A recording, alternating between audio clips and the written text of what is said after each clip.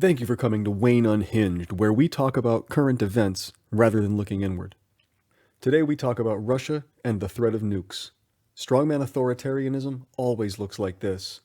It always has much more bark than bite. Look, Cold War saber rattling is over, and it makes you countries look like a chump. Gah, we'll launch the nukes! Yeah, no you won't. Your nukes are all in a state of utter disrepair and you know it. Plus, if you did launch one, your whole country would end up a cloud of vapor. Not even your neighbor China could idly watch and then buy fuel from you. You want some evidence about that? About the real state of the Russian military? The feared Sukhoi Su-57 fighter jet is the best evidence. It's supposedly some amazing, current-gen fighter capable of taking on the F-35 in a direct confrontation. They've been working on it since 2009. But since 2009, they've made exactly 6 service vehicles. And as anyone who's ever been an Air Force airman can tell you, that probably means between 1 and 2 vehicles are in service on any given day. Let's compare the feared Russian fighter with the Lockheed F-35. The Lockheed F-35 has been in production since 2006, and since then, over 840 have been made, tested, and delivered for service.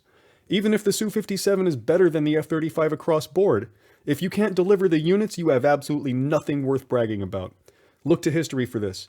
Everybody remembers the Tiger tank as an unstoppable armored piece in Germany for its day, but what they don't remember is, it cost so much material and so many hours to make one Tiger tank that Germany was only able to field a couple hundred of them compared to the Allies' dozen or so thousand Sherman medium and Pershing heavy tanks.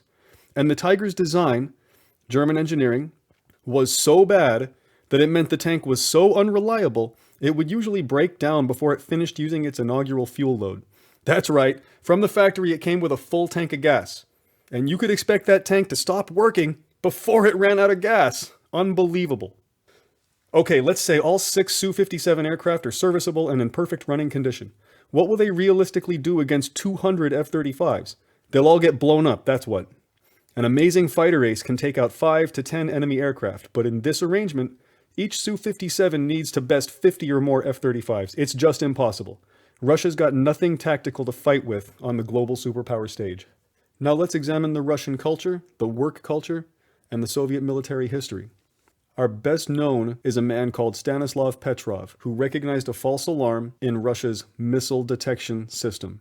What the Petrov story tells us is that plenty of our brothers and sisters in Russia just want to go home to their families at the end of the day, just like we do. Nobody in Russia wants to sign their country's death warrant. And I would imagine if ordered to fire a first strike nuke, the entire chain of command is going to say, no, I want to go home to my kids tonight. Russia doesn't have a credible armed forces. Russia doesn't have the money to support its armed forces. Russia doesn't have the logistics to support its armed forces. Russia doesn't have the freedom of communication to even know what's going on in the field so that it can react realistically to news from the field. Imagine that compared to the United States armed forces, for example. The United States can have a fully mechanized, combined air, sea, and land force anywhere in the world by tomorrow, supported with fuel, food, water, and logistics trains that themselves are bristling with self-defense. No other country on Earth can do this. There is no threat from Russia. There is no international scare regarding nukes or anything else Russia might do. Yes, the Cold War is heating up. It's becoming a lukewarm war. But let's be clear. Russia is not even the #1 armed forces in its neighbor Ukraine. How could they possibly compete on the global stage? Authoritarian countries always end up like this.